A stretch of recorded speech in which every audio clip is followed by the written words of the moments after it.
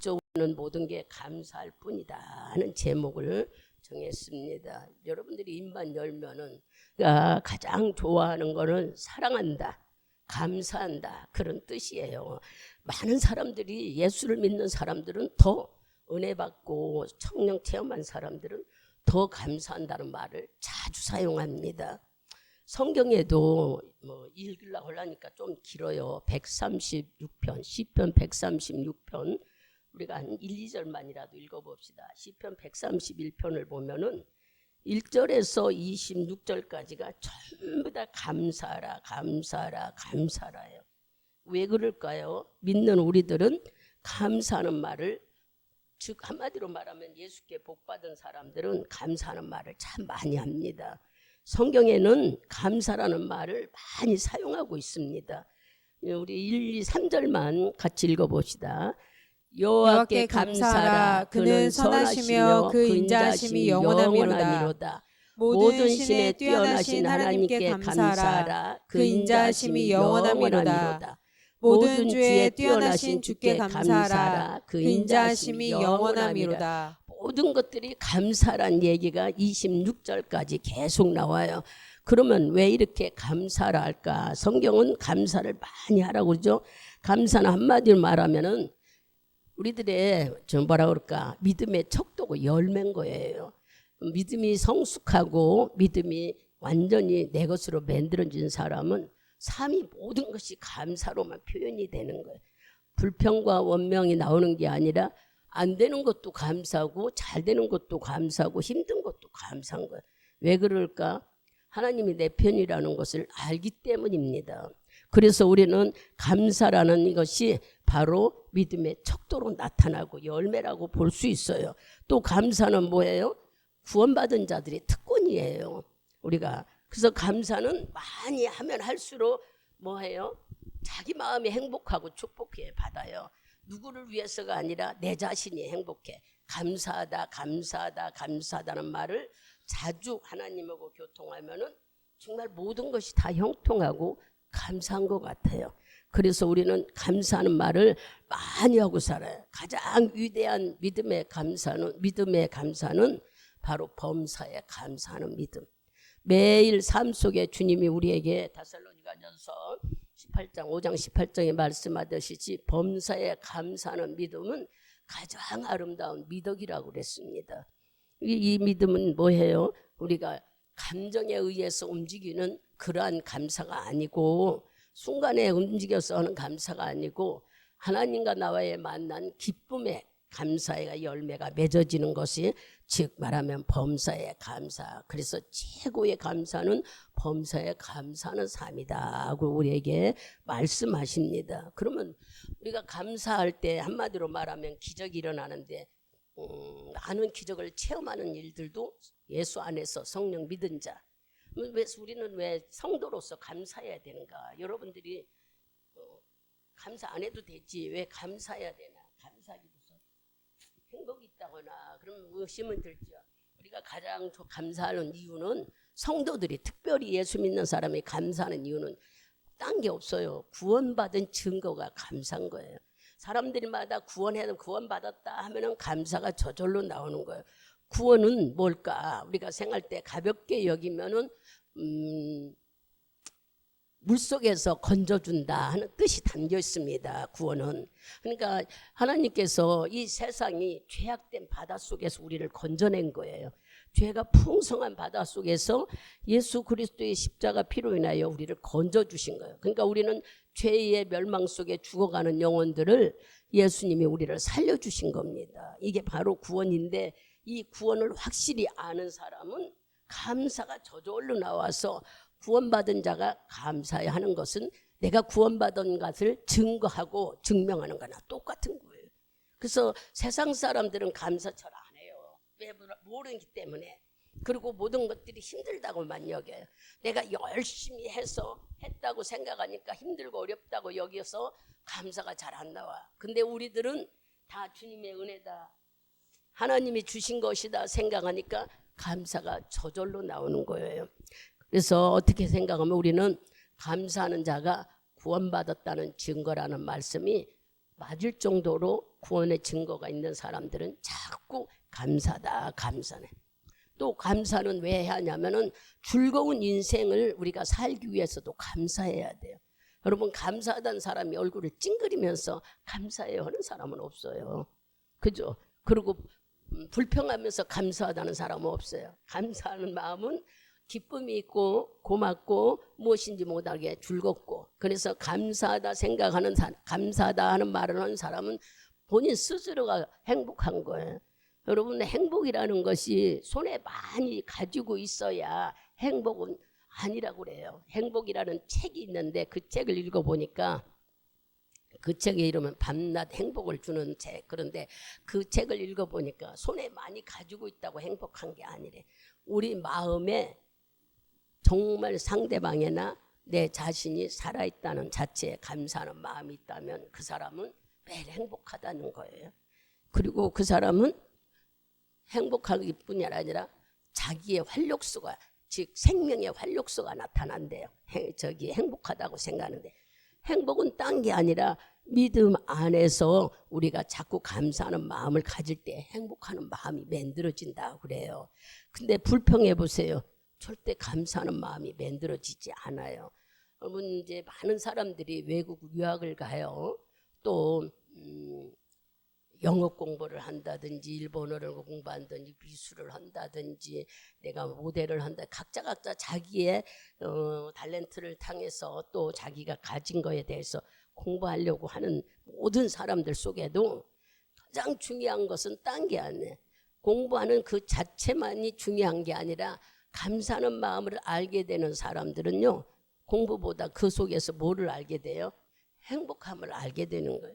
감사를 가져야 내 자신이 행복을 느끼지, 감사하는 마음이 없고 늘 불평을 가지면 이 사람은 자꾸 마음이 뭐해져요? 침륜에 빠져 근심이고 자기를 멸하고 가고 있는 거예요.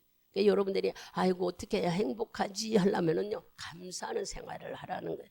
그런데 사람들은 다 만들어져야만 감사하는 줄 알아요. 그런데 우리는 하나님은 감사는 한마디로 말하면 기적을 만들어내. 아까 말하면 감사는 행복을 만들어낸다. 감사는 구원받은 자가 한다. 감사는 바로 기적을 만들어내는데 안 되는 거 된다고. 여러분이 안 되고 힘들고 절망 속에서 감사하는 마음은 놀라운 일을 일으키죠. 저는 많은 사람들의 장례식을 참석했지만 우리 성도들, 즉 말하면은 이름도 잊어버렸네. 박용구 용리 아버지, 그분하고 최명욱 장로님, 최근영 장로님 이런 분들은 우리 교회 성도로 함께 있다가 천국 가셨잖아요. 여러분들은 잊어버리실지 몰라도 저는 그 날짜를 다 안 하려고 해도 다 생각이 나더라고요. 그 성도에 대해서 믿음을 넣어주려고 했고 그들을 위해서 기도하고 그들이 잘 되기를 위해 했기 때문인지 그런 날짜들이 잊어버려지지 않아요. 가을만 되면은 또 이렇게 명절 때 되면은 또 생각이 나요. 가장 생각나는 것은 창립기념일이 오면은 교회를 하나님이 세우시고 같이 한 형제로서 신앙생활을 했는데 그들이 먼저 물론 천국을 갔지만 함께 신앙생활을 해서 아쉬울 때도 있고 보고 싶을 때도 있는데 있잖아요. 이와 같이 우리가 이 신앙생활 속에도 고맙고 감사하는 마음을 가짐기도 한다우지만 때로는 기적을 이루면 그 아플 때 찾아갔을 때의 그 모습들 잊어버려지지 않는 것이, 그 속에서도 천국이 있다고 소망을 주면서 그 말씀을 들으려고 했었던 일들, 몸은 아픈데 귀에다 대고 기도해 주면은 아멘하고 아멘했던 그것들은 바로 뭐게요? 바로 자신이 기적을 맛보고 있는 삶인 거예요. 고통 속에서도 하나님을 만나는 소망을 갖는 삶. 우리도 다 그거 경험하게 되는데 안 아프고 건강하고 갈 수 있다면 더 감사하죠. 우리는 이미 예수님이 내 질병을 해결했다고 믿기 때문에 더 소망이 있겠지만 그들을 봤을 때에 그 기적 같은 일들, 기적이라는 것은 막 살아나서 걸어다녀야 기적이 아니라 그 아픔 속에서도 이겨내는 힘, 견디는 힘, 그게 바로 기적이죠. 여러분 감사하는 마음속에는 그런 힘이 만들어지는 거예요. 내가 여기 있다. 지금 이 예배 드리는 곳에 있다. 한 해마다 추수감사절을 드릴 수 있다는 것은 내가 1년 동안 생명이 연장되어서 주님 앞에 믿음 생활을 했다는 증거 아니겠어요? 대단한 것을 여러분들이 감사라고 느끼려 하지 말고 내가 믿음에 붙들려 있는 이 자체가 감사한 거예요. 만일의 경우 아유 예수 믿는데 떨어져 나가 미혹되면은 떨어져 나가요. 미혹되면은 예수 믿지 않나요? 눈에 안 보이니까 수없이 많은 사람들이 나가서 믿음 생활을 하는 것 같기도 하지만 믿음 떨어져 나간 사람도 얼마나 많은지 몰라요. 여러분 이제 제가 어제 말씀을 준비하면서 그런 생각을 했어요. 내가 신 목사님한테 그랬어요. 야 이거 내가 이렇게 말씀에 몇 시간을 앉아서 성경도 있고 책도 있고 여러 가지를 찾고 만일 이거를 내가 그만한다면 난 어떻게 될까? 이렇게 몇 시간을 이렇게 책 속에서 하는데 이거 없다면 아 믿음도 나약해지겠구나. 그러면서 성도들을 생각해 봤어요. 매일 나는 성경을 읽고 기도하고 찬양은 뭐 교회 와서 하고 집에서 뭐 속으로 할 때도 어쩔 때는 혼자 하게 되니 나오는 데는 부를 때도 있고 그래요. 혼자 있으니까. 그런다 해도 이렇게 가까이 하니까 믿음을 막 지푸라기 잡듯이 그래도 끌고 가는데 여러분들은 하루 종일 직장 가서 일하고 언제 성경 보고 언제 기도하고 언제 찬송을 부를까. 아하 그러니 믿음이 빨리빨리 성장하는 게 아니라 한 번, 두 번 우리가 기도하지 않고 성경 읽지 않으면 무뎌지겠구나. 그런 생각이 어제 드는 거예요. 그래서 아유 열심히 뜨겁게 하지 않으면은 믿음이 자꾸 무뎌져서 식어지는구나. 나도 그렇게 되면 어쩌지? 그래서 제가 하나님께 그랬어요. 아버지 내 안에 성령이 있다고 말로만 하지 말고 성령의 충만함을 유지할 수 있도록 매일 찬송과 기도와 성경을 읽는 삶을 어디 은혜 받는 삶 속에든지 매일 내가 말씀 듣는 속에 있어야 되겠네요. 그런 생각을 했어요. 그러니 여러분들이 이 험한 시대 속에서 신앙생활 한다는 게 얼마나 어렵습니까? 말씀을 들을 때는 믿음이 막 있는 것 같아. 저도 그렇고 여러분도 똑같아. 찬송을 부르면 막 은혜 받아. 근데 안 하고 무뎌져 봐봐요. 은혜는 어디로 갔는지 이런 사람 보고 감사하라고 하면 아 목사님 해보세요. 당연한 얘기예요. 감사가 나오겠는가. 그래서 지금 일러주는 것이 안 되고 절망스러운 때에도 감사하는 마음. 아파서 넘어가는데도 예수 붙잡아 천국 간다니까 그 기도하는 소리에 아멘이라고 대답하는 그분들을 볼 때 기적 같은 힘이잖아요. 그런 것들이 바로 기적이지 어떤 것이 뒤집어지고 대단한 복을 받는 게 기적이 아니에요. 여러분들의 기적은 끝까지 믿음이 흔들리지 않는 믿음을 갖는 것이 기적인 거예요. 아이고 절대 나는 믿음 안 버립니다. 안 해보세요. 여러분 기도 안 하고 성경 안 보고 찬송 안 부르면은 무뎌져서 금방 믿음 잊어버려요. 절대로 내 안에 예수가 있는데 그럴 리가 있는. 그러면 뭐하러 하나님께서 예배를 드리라고 했겠어요. 그 자꾸 우리가 하나님 앞에 기적이라는 건 여러분들이 예수한테 붙들려 있는 것이 기적인 거예요. 예수는 안에는 우리가 감사하는 삶을 유지할 때 하나님을 잊어버리지 않습니다. 감사하는 사람을 잊어버리면은요 자꾸 무뎌져 버리는 거예요. 그래서 있는 처소에서 불평하는 것이 있는 거 감사하는 마음을 갖는다는 게 쉽지 않아요. 자꾸 없는 거 생각나고 나는 왜 이럴까? 나는 왜 이게 없을까? 하고 불평이 나와요. 예수 믿는 우리는 아까 말한 대로 구원받은 게 감사해야 되고 감사할 때 행복이 있고 감사할 때 기적이 일어난다는 말씀을 여러분들이 잘 기억해 뒀다가 힘들고 어려울 적마다 감사하는 마음으로 바꿔보세요. 내가 예수를 안 게 감사하고 내 안에 예수의 믿음이 있는 게 감사하고 하나님을 알았다는 게 감사로 바꾼다면 여러분들의 삶은 변화가 일어날 거예요. 또 우리는 감사하면 여러분 감사할 수 있는 사람이 기도합니다. 기도는 감사의 힘인 거예요. 감사는 최고가 기도라는 걸 여러분들이 아셔야 돼요. 그냥 안 해도 되고 되는 게 기도는 그냥 뭐라 한마디로 말하면 뭐죠? 필수예요. 필수. 근데 우연히 해도 되고 안 해도 되고 그런 삶이 아니라 기도는 꼭 해야 되는 필수예요. 왜 그러냐? 하나님이 너 필요한 거 기도라는 수단을 통해서 얻으라고 우리에게 준 거예요. 이것을 잘 사용하시란 얘기야. 뭐 기도해도 되고 안 해도 되고 꼭 막 기도해야 응답이 있고 이걸 얻어, 이런 뜻이 아니야. 내가 필요하다고 여기는 것들이 여러분이 살다 보면 필요한 게 많습니다. 물론 육신적으로 꼽으라면 물질도 있어야 되고 건강도 있어야 돼요. 그런 영적으로 보면 말씀의 지혜도 알아야 돼. 지식도 있어야 돼. 그리고 또 담대함도 있고 영역도 있어야 돼. 이런 것들이 없으면은 내가 아는 걸로 그치고 담대함이나 영역이 없다면 추진력이 없어가지고 아무것도 할 수가 없어요. 이럴 때 우리는 기도하는 거예요. 바로 기도는 내가 필요한 것을 느끼고 깨달을 때, 내 한계를 느낄 때에 얻는 수단이 바로 기도인 거예요. 하나님을 통해서 얻으라고 우리에게 준 거예요. 그러니까 감사는 최고의 기도라는 걸 여러분들이 머리에 입력하셔서, 아, 내가 주님이 있구나. 주님이 예수 이름으로 구하라고 그랬잖아. 누구든지 구하라고 그랬어요. 제한이 없어요. 너는 이러니까, 너 기도 10번 했으니까 기도해라. 응답해 주마. 이런 조건 없어요. 누구든지 예수를 믿는 자는, 하나님이 있다고 하는 자는 뭐든지 구하는 마다 주신다고 약속하시고. 그런데 제가 이제 경험을 해보니까 육신적인 것도 물론 중요하지만 하나님께 영적인 부분이 굉장히 더 필요하더란 얘기예요.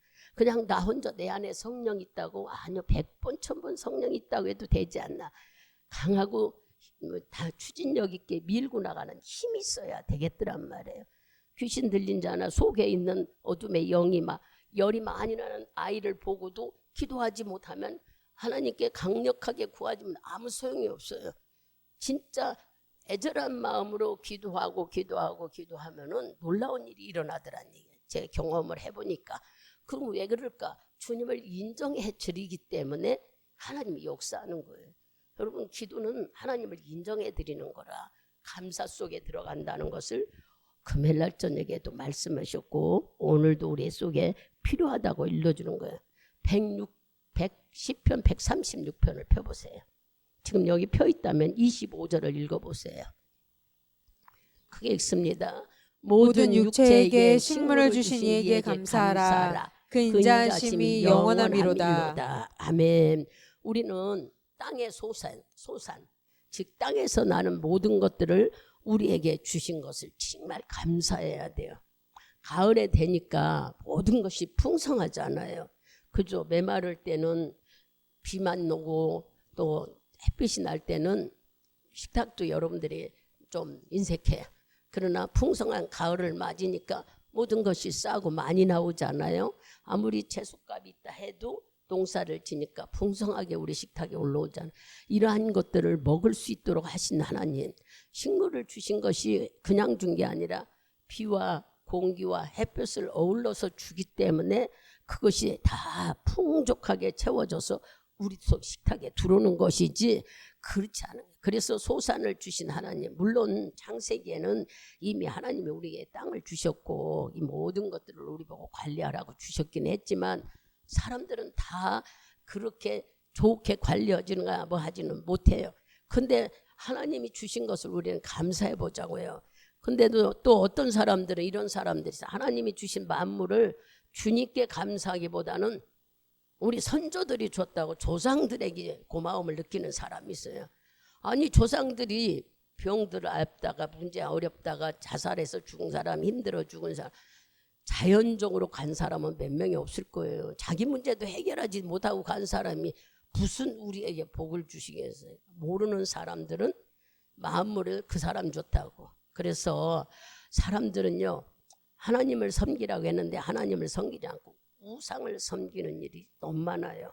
명절이라는 비명 아래 명절을 지키는 건 너무 감사합니다. 그런데 이 명절에 꼭 뭐가 있어요? 제사가 있지 않아요. 산소에 가고 그러면 가서 산소를 돌봐주고 풀을 깎아주고 하는 것은 좋다고 여기지만 절을 하고 음식을 차리고 한번 상상해봐요. 하나님을 여러분은 믿으니까 그렇지 않다고 여기지만 믿지 않았을 때, 저도 믿지 않았을 때 부모들이 그랬어요. 그런데 제사 지내는 거에 대해서 놀라우신 일을 하나님은 어릴 때 경험하게 해서 그런 것들을 하지 못하게 만들어 주셨던 것이 감사한데, 모르는 분들은 지금도 그게 우상하게 잘하는 것이 복받는 길이라고 하는 분들이 참 많아요. 왜 그럴까? 복음을 모르기 때문인 거예요. 하나님은 우주 만물을 만들고 우리에게 주시고 공기와 산소와 물도 주셔서 솟아나게 저 곡식이 자라게 하셔 동물이나 모든 것을 우리 먹는 음식이 되게 하셨는데 우리가 주님께 감사하지 못하고 제사 지내고 우상 섬긴다면 하나님 마음은 어떨까? 한번 여러분들이 헤아려 보는 거예요. 아, 목사님 우리는 하나님께 왔으니까 그럴 리가 없지요. 이제 젊은 애들은 지금 우리 서준이나 서정이 지금은 다 믿음의 줄기지만 모르는 거예요. 왜 모르냐? 믿지 않는 집에 짝을 찾아 들어갔을 때에 내가 그 집을 전도해야 되는데 전도할 능력이나 믿음에 당하지 못한다면은 그게 예인 줄 알고 그 집안에 가서 내가 시집을 갔으니 그 집에 예인 줄 알고 제사 지내야 되고 이런 일들 내 안에 예수가 있어도 내 안에 능력이 없으면 나 끌려갈 수밖에 없는 일들이 일어나는 거예요. 그러니까 우리가 어린아이들을 확실하게 잘 양육시켜야 되는 거예요. 힘듭니다. 부모가 믿고 자녀들이 예수를 믿었으니까 그럴 것 같지만 환경이 지금 여러분 살아있는 사람보다는 죽은 사람을 더 섬기는 시대가 우리가 살고 있어. 명절 때 되면은 아주 제사를 왜 그렇게 지내려고 하는지. 죽은 사람이 와서 먹습니까? 죽은 사람들이 우리 복을 줍니까? 살아있을 때도 복을 안 주고 그 앤순이 악순이 하고 갔는데 무슨 복을 줘요. 여러분들이 좀 괘씸하고 나쁜 건지는 모르지만 한번 생각해 볼 때에 그렇지 않아요. 물론 혹도 부모가 많은 유산을 남겨주고 대단하게 한 사람들도 있겠지만 그렇지 않으면은 짐이 된 분들이 많잖아요. 여러분들이 우리는 하나님을 믿습니다. 하나님을 압니다. 그렇다면 이 오곡마물 모든 것을 하나님이 주셨다면 하나님께 감사해야 돼. 아까 우리는 감사하는 삶에 대해 기쁨 있고 행복 있고 구원받았으니까 감사하고 기도할 수 있으니까 감사하고 또 기적을 맛볼 수 있으니까 감사하겠어요. 지금 이제 우리가 무슨 얘기냐면 감사에 대해서 얘기를 듣고 이렇게 오곡이 만물하는 이 추수감사절 지금 제일 좋은 때는 한가위 때라 할 정도로 이 추석이 제일 살기 좋은 시대라고 그래요. 뭐 공기도 좋고 물도 그렇고 열매 먹는 거 모든 게 풍성하니까 하는 얘기잖아요. 그러면 이렇게 좋은 것이 나오는 얘기에 사람들은 이 소산물을 하나님이 주신 걸 모르고 제사 지내고 있어요. 어떻게 해야 될까? 우리가 한번 이 말씀을 찾아보자고요. 고린도전서 10장을 가보세요. 말씀을 확실히 알아서 젊은 사람들이나 또 우리들도 깨달아 절대 이렇게 해서는 안 됩니다 하는 것을 알아야 돼요. 고린도전서 10장 19절에서 22절까지 큰 소리로 같이 합독합니다. 그런즉 내가 무엇을 말하느뇨? 우상의 제물은 무엇이며 우상은 무엇이라 하느뇨? 대저 이방인의 제사하는 것은 귀신에게 하는 것이요 하나님께 제사하는 것이 아니니 나는 너희가 귀신과 교제하는 자 되기를 원치 아니하노라. 너희가 주의 잔과 귀신의 잔을 겸하여 마시지 못하고 주의 상과 귀신의 상에 겸하여 참여치 못하리라. 그러면 우리가 주를 노여워하시게 하겠느냐? 우리가 주보다 강한 자냐? 아멘. 이 말씀을 읽으면서 뭐를 얘기해요? 명절이라는 비명하에 사람들이 거의 다 우상 숭배한다는 얘기예요. 막 위면은 그냥 즐겁고 형제들 간에 건강을 나누고 맛있는 거 나누고 대화하고면 좋을 텐데 꼭 조상들에게 제사 지내고 산소에 가고 이것이 우리나라에 내려오는 게 뭐 몇백 년이 아니라 몇천 년 전에 제사 문화라는 거예요. 그래서 복음이 들어오기도 어렵지 않지만 그중에 우리들은 예수를 알고 제사는 아무것도 아니고 하나님이 가장 싫어하는 게 뭘까요? 마귀, 귀신, 우상 숭배예요. 그런 것을 하나님은 싫어하는데 우리가 이 명절을 통해서 이 모든 것을 풍성히 주는 감사는 철을 맞아 고맙고 감사했는데 왜 제사를 지내서 하나님 마음을 아프게 하느냐 말이에요. 그래서 우리가 일찍이 추석 전에 일주일 전에 예배를 드리는 것은 우상 숭배에 올려드리기 전에 먼저 우리가 하나님께 감사로 이 모든 것 주신 걸 감사로 하나님께 영광을 올려드리고 주의 마음이 흡족하게 해드리려고 우리가 예배를 드리는 것이지 우리가 뭘로 하나님을 기분 좋게 할 수 있겠어요? 아무것도 우리는 드릴 것도 없어. 왜냐, 다 주님 것을 가지고 우리가 쓰고 있는데 어떤 걸 드린다고 주님이 기뻐하겠어요? 우리 마음이 그런 취지를 갖는 것을 기뻐하시는 거야. 사람들이 따서 하나님 우상 숭배하기 전에 우리가 먼저 주신 것 감사로 영광 올리는 마음을 우리가 갖자. 그리고 주께 기쁨으로 예배를 드리자 하는 취지하에 이렇게 예배를 일찍 드리는 거 주수야. 예전에 10월 달에 들어보니까 11월 말일 셋째 주에 들어보니까 막 눈도 와가지고 과일이고 채소가 없어지는 게 너무 많더라고요. 물론 절기마다 틀려서 그렇겠지만 그래서 지금 저뿐만 아니라 교회마다 추수감사절을 일찍 드리는 분들이 많아요. 예전에는 잘 몰랐지만 지금 보니까 10월 달에 10월 말에 드리는 교회들도 많이 있더라고요. 그러니까 음식이 오기 풍성할 때 하나님께 감사하고 싶어서 드리는 거예요. 근데 우리는 추석 전에 드리게 되니 하나님이 얼마나 기뻐하시겠어요. 사람들이 제사 지내기 전에 먼저 우리가 이거 모든 거 준 거 감사합니다. 여러분 말 한마디가 별거 아닌 것 같아도 주님은 너무 좋아하시는 거예요. 우리들이 이렇게 모든 곡식을 주신 거 감사해요. 과일을 준 거 감사해요. 이 좋은 절기를 우리에게 명절로 주신 거 감사해요. 하나님이 네가 진짜 나를 알고만 아까 그랬잖아. 신명기서 읽고 또 골로새서 읽고 절기를 주신 것을 감사하라 그랬잖아요. 이렇게 명절 때 형제들을 만나고 뭐 하고 하는 서로 좋은 음식을 나누는 건 가장 좋은 일인데 이것을 빙자해서 우상을 섬기기 때문에 속상하다는 얘기예요. 그러니 여러분들이 설날보다요 이 추석이 더 우상들이 극성을 부려. 마귀들이 말도 못하게 극성을 부려. 그래서 이렇게 많은 기간 동안 휴무가 있다고 좋아하지 마세요. 잘못하면 이때 사고가 많이 일어납니다. 마귀들이 극성을 부리는 거예요. 우리는 자신 있게 하나님 자녀니까 하나님이 지키고 주님이 인도하신다는 담대함이 우리 속에 있으니까 그렇지 않은 마귀 구슬하는 거야. 왜 그럴까? 어떻게든지 생명을 끊고 지옥 가려고 그러는 거예요. 영적인 깊은 믿음에 들어가 보면은 가장 좋은 때가 언제나요? 교회에 가장 좋은 성탄절 때, 성탄절 2부 때 죄가 말도 못하게 성적 타락이, 또 추석 때 이렇게 명절을 아주 감추고 우상 숭배하는 일들, 마귀가 극성을 부려 사고 내서 많은 사람들이 어려움을 준다는 거예요. 여러분 교회와의 세상과 영적인 문제는 항상 싸우고 있어요. 그러니 여러분들이 이런 말씀을 듣고 명절이라는 거에 우리는 귀한 시간을 마귀에게 절대 뺏겨서는 안 되고 감사로 하나님께 영광을 올리고 주님이 얼마나 기뻐하실까. 하나님이 우상 숭배하고 절하는 걸 보면 얼마나 마음이 아플까 했지만 또 한편 구석구석에서는 뭐 작고 많고가 문제가 아니야. 하나님을 사랑하고 주님을 기뻐하는 자들이 이렇게 주신 거 감사해요. 모든 만물을 주께 먼저 영광을 올립니다 할 때 주님이 얼마나 위로가 되실까. 뭐 우리의 쬐그만 게 얼마나 되겠지만 그래도 하나님은 우리를 보시고 기뻐하시고 감사할 거 아니겠어요. 좋아하실 거 아니에요. 여러분들이 이런 감사의 추수감사절을 드릴 때에 마음으로도 주신 거 감사합니다. 마음껏 찬양하고 마음껏 영광을 올려드려야 되는 거예요.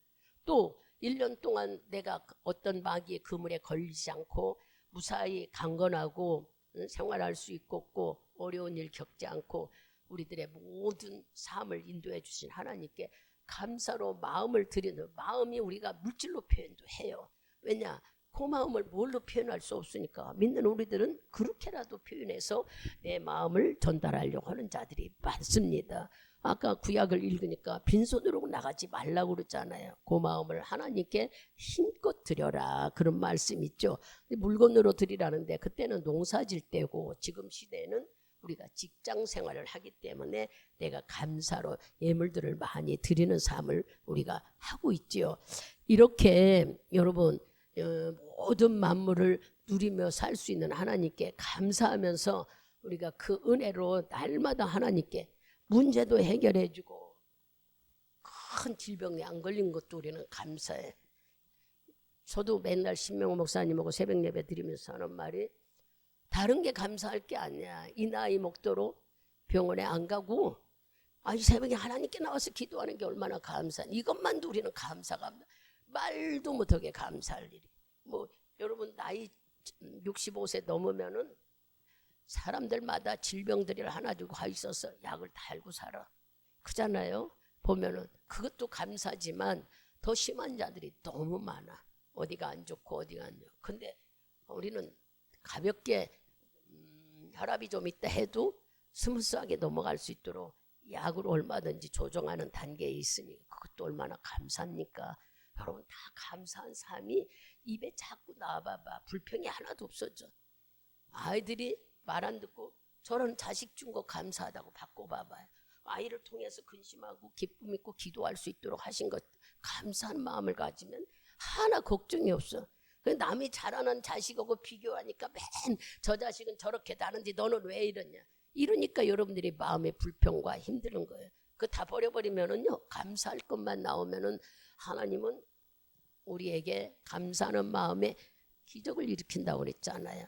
없는 삶 속에도 놀라우신 하나님 축복 우리와 함께 하신다는 말씀입니다. 그러면 우리는 이제 인생을 성경에는 우리 인생을 어떻게 살아야 될까를 알려주고 있어요. 어떻게 살아야 돼? 아이고 맨날 하나님 믿으라. 이거 모르는 사람이 하는 게 성경에는 우리 인생이 어떻게 살아야 하는가를 알려주지요. 베드로전서 2장을 가보세요. 뭐 다른 말씀 다 그만두고 베드로전서 2장 이건 다 알고 막 암송하라고 할 정도로 몇 번을 읽잖아요. 히브리서 뒤에 있습니다. 2장 24절을 크게 읽어보세요. 같이 다 찾아서 읽습니다. 친히 나무에 달려 그 몸으로 우리 죄를 담당하셨으니 이는 우리로 죄에 대하여 죽고 의에 대하여 살게 하려 하심이라. 저가 채찍에 맞음으로 너희는 나음을 얻었나니. 이 말씀을 여러분들이 알면 예수가 십자가의 죽음으로 내 죄를 다 용서받고 나는 어떤 자가 됐다고요? 의롭게 살게 해서 의로운 자가 돼. 이거 믿어야 돼요. 그리고 내 질병도 다 치료했다는 거 믿어야 놀라운 역사가 여러분에게 체험되는 거예요. 한 군데 더 봐요. 요한복음 14장. 요한복음 14장 우리 16절에서 18절까지 같이 크게 봅니다. 내가 아버지께 구하겠으니 그가 또 다른 보혜사를 너희에게 주사 영원토록 너희와 함께 있게 하시리니 저는 진리의 영이라. 세상은 능히 저를 받지 못하나니 이는 저를 보지도 못하고 알지도 못함이라. 그러나 너희는 저를 아나니 저는 너희와 함께 거하시며 또 너희 속에 계심이라. 내가 너희를 고아와 같이 버려두지 아니하고 너희에게로 오리라. 아멘. 이 말씀을 기억하면 성령을 우리에게 주신 거예요. 하나님이 아까 말한 대로 내 죄를 다 용서해주고 나를 의롭다 하시고 주님이 부활하실 놀라우신 능력까지 우리에게 그 믿음도 주셨고 의롭다 하시며 살게 하셨는데 어떻게 우리가 살아갈까 해서 성령까지 주신 거예요. 성령은 나의 여기 보혜사라고 그랬죠. 그리고 절대 너희를 혼자 두지 않고 고아처럼 놔두지 않고 항상 나를 옆에서 관리하고 지키고 보호하신다는 거예요. 이 두 군데 말씀만 여러분들이 아신다면 내 인생 어떻게 살아가는 걸 알게 되는 거예요. 뭐 뒤에 나오는 여러 가지 말은 다 여러분들이 듣고 이미 막 하도 많이 들어서 잘 알아요. 그러니 다른 말씀도 물론 알게 됐지만 가장 중요한 말씀은 이미 예수가 내 죄를 용서해 주시고 질병도 해결해 버렸고 나는 하나님의 의로운 자로 살으라. 그러면 이것만 암송한다고 되냐? 이것을 알게 되는 믿음이 있으면은 하나님이 나와 함께 한다고 하면 우리가 뭐랄까 경외하는 마음, 어딘지 모르게 어려운 마음을 갖게 되니까 자꾸 하나님이 내 안에서 보신다는 생각도 들게 되고 자기의 양심, 신앙의 양심이 이것은 하나님이 기뻐하지 않을 거야, 이건 싫어하는 거야 느끼기 때문에 나쁜 짓 안 하는 거예요. 본인이 안 하려고 하는 게 아니라 내 안에 성령께서 감동감아 줘서 하지 못하게끔 우리를 이끌어가는 그 힘이 있게 되는 거예요. 그래서 말씀을 여러분들이 많이 알게 되면은 말씀을 갖고 믿음의 삶을 유지할 때 성령님은 강하고 우리가 담대게 만들어 우리가 죄를 안 짓고 만일 죄를 졌다 해도 빨리 돌이키게 만드는 거예요. 회개는요 기회야, 기회. 내가 우리가 회개가 가는 길을 돌이킨다 하는 것처럼 내가 하나님 앞에 돌아가는 기회인 거예요. 막 생활하다가 깜짝 놀래고 돌아설 수 있는 것이 바로 기회. 아이들이 늦게 놀다가 막 아이고 엄마 아버지가 기다린다고 얼른 집으로 올 때에 그와 같이 우리들이 빨리 하나님을 생각하고 돌이켜 오는 것이 회개인 거예요. 회개를 기회라고 생각한다면 대단히 감사죠. 아무것도 모르고 가는 것을 알게 하셔서 바른 길로 갈 수 있도록 인도하시는 그 하나님이 내 앞에 계시다고 생각하면 우린 너무 감사하는 일인 거예요. 이렇게 우리들의 삶 속에는 어떻게 인생을 살아가야 되는가를 지금 이미 예수로 인하여 또한 성령으로 인하여 내 안에 와 있다는 걸 들었으니 그분의 말씀에 예수로 내 안에 하시는 그 말씀에 성령의 힘으로 이겨내고 또 성령의 힘으로 기도하고 성령의 힘으로 예배드리고 성령의 힘으로 여러분들이 담대함으로 이길 수 있는 모든 것을 주신다는 걸 한다면 여러분의 인생은 승리할 수가 있습니다. 하나님은 우리가 그렇게 하기를 원해요. 근데 두 가지가 있어요. 여러분들이 선택하라는 거예요. 출애굽기를 가보세요. 아직도 이 말씀을 모르는 분들이 그렇게 행동하는 분들이 있죠. 출애굽기 20장. 우리 20장 오면 금방 말씀이 생각나는 분들 많지 않아요? 20장 우리 3절하고 6절 크게 읽습니다. 3절에서 6절까지. 너는 나 외에 다른 신들을 내게 있게 말지니라. 너를 위하여 새긴 우상을 만들지 말고 또 위로 하늘에 있는 것이나 아래로 땅에 있는 것이나 땅 아래 물속에 있는 것에 아무 형상이든지 만들지 말며 그것들에게 절하지 말며 그것들을 섬기지 말라. 나 여호와 너희 하나님은 질투하는 하나님인즉 나를 미워하는 자의 죄를 갚되 아비로부터 아들에게로 3세대까지 이르게 하거니와 나를 사랑하고 내 계명을 지키는 자에게는 천대까지 은혜를 베푸느니라. 아멘. 우리가 결정해야 되는 것들은 내가 하나님을 선택할 것이냐 이렇게 우상을 섬길 것이냐. 하나님을 선택하는 자들은 천대까지 복을 받지만 우상을 섬기고 마귀를 유혹에 쫓아가는 자는 3, 4대에 망한다 했어요. 그럼 본인들이 선택해. 내가 하나님을 선택할 것이냐 인생의 문화 속에 문명 속에 세상의 모든 것들에 빠져들 것이냐. 여러분이 젊은 사람이나 나이 먹은 사람들이나 목사님 나는 하나님을 믿고 우리가 하나님을 믿는다는 믿음을 가지고 아주 교활하게 하나님을 믿는 것 척하지만 속과 겉이 다르는 뜻이 가진 사람들이 많기 때문인 거예요. 겉모습만 갖고 교회에 왔다가 갔다 하는 사람들 이거 아무리 그래도 복이 내 안에 오지 않아요. 하나님은 마음을 보시는 분이라 우리 마음을 보셔서 마음이 정말 하나님을 향한 예민한 0.0001%라도 있다면 주님이 꽉 잡으시는 거예요. 여러분 내가 누구를 선택하실 것인가는 본인에게 달려있지 누구라 저래라 우상을 섬길 것이냐 정말 하나님을 섬길 거냐 우리가 선택해야 되는 거예요. 에베소서 6장을 가보세요. 에베소서 6장 2절 3절을 우리가 크게 읽습니다. 다 찾으셔서 에베소 잘 아는 말씀이지만 6장 2절 3절 찾으셨어요? 크게 읽습니다. 내 아버지와 어머니를 공경하라. 이것이 약속 있는 첫 계명이니 이는 내가 잘되고 땅에서 장수하리라. 아멘. 분명히 부모를 공경하라고 그랬어요. 그죠? 그리고 오래 장수한다고 그랬어요. 근데 이 지금 시대는 어떻습니까? 살아있는 부모에게 잘하는 게 아니라 죽은 자에게 명절이라고 해서 대부분이 보면은 명절에 제사 지내고 명절에 우상 숭배하는 게 더 큰 일인 줄 아는 게 우리나라 현실이에요. 얼른 여러분 깨달아야 돼요. 아이고 부모를 공경해. 부모요? 지금 핵가족 시대를 맞아서 부모 같이 사는 사람은 없습니다.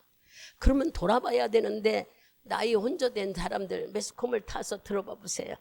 80 넘은 사람, 75세 넘은 사람, 젊은 사람은 75세 아무것도 아니에요. 그러나 연약한 자, 다 넘은 사람들이 둘 중에 하나가 먼저 가서 남아있는 사람들 어떻게 살아요? 시장도 못 가요. 힘들어서 뭘 사다 먹지도 못하는 사람들이 수두룩해요. 우리는 뭐 시내에서 사니까 여기 안 해보고 가까워. 아니요. 부모들이 아니 자식들이 부모들이 그렇게 혼자 살아도 돌아보지 않습니다. 여러분들이 메마른 시대라는 걸 발견해야 되는 거예요. 세상에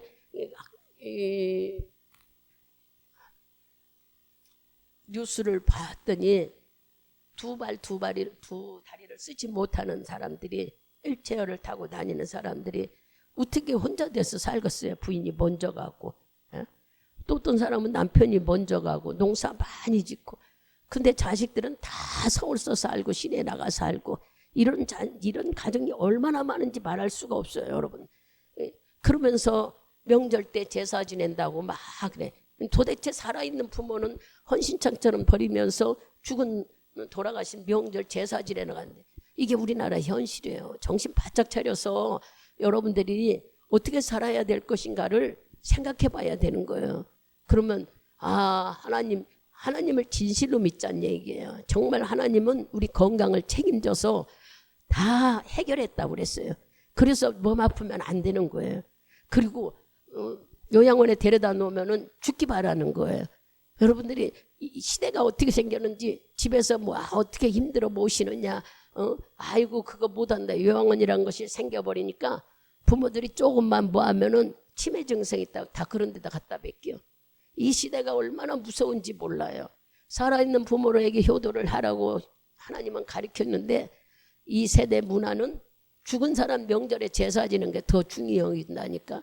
막 빚을 내서 제사 지내고 비싼 거 사서 깜짝 놀랐어요. 슈퍼를 한번 가보세요. 나는 잘 안 가다가 어쩐 날 가면 뭐 저렇게 많이 살까. 제사 지내는 음식 미리미리 산대. 야, 무서울 정도예요. 식구들 오고, 글쎄요, 남을 내가 비방하는 건 아니지만 안타깝다는 얘기를 여러분에게 드리는 거예요. 이런 시대 속에서. 그러면 우리가 젊어가지고 노후 준비를 하고 살았느냐 말이에요. 지금 50대 있는 분들은 부지런히 노후 준비를 해야 돼요. 저도 너무 미련해서 그런 생각을 해본 적이 없었는데, 최근에 들어서 이렇게 많은 노인들에 대해서 나오는 걸 보니까, 아차, 젊은 사람들이 왜 노후 준비를 못하고 살았을까. 이렇게 늙고 내가 그런 자리에 서 있으려는 상상도 못하는 세월은 이렇게 빨리 와버렸어. 그러면 정신 차려야 되겠더란 얘기를 하는 거예요. 그러면 뭐 하라는 게, 하나님이냐 세상이냐 확고하게 잡으세요. 그냥 미적미적하게 물질 반 하나님 반 이렇게 잡으면 여러분 어중뛰어서 생에 축복도 못 받고 결국에는 뒹굴뒹굴 거스름돌음 같이 따돌림 당하다 살고 말아.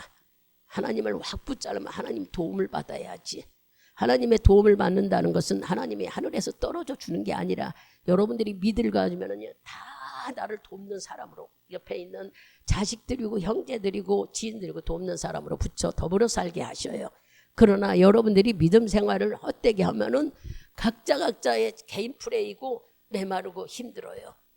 정신 차려서 우리는 신앙생활 잘해야 됩니다.